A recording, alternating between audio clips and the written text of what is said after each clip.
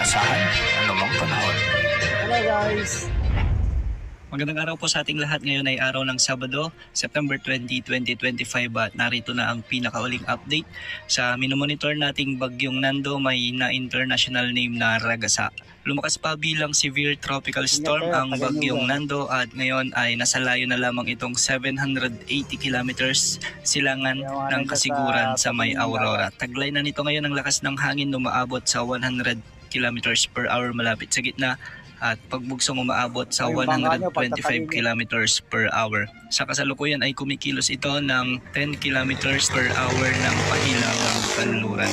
Makikita natin sa ating satellite animations na medyo malawak na ang kaulapan na sakop ng bagyong ito at meron itong lawak na 440 kilometers na diametro mula sa gitna. Kaya kung mapapansin natin, nahahagip nga ng outer rain walls dito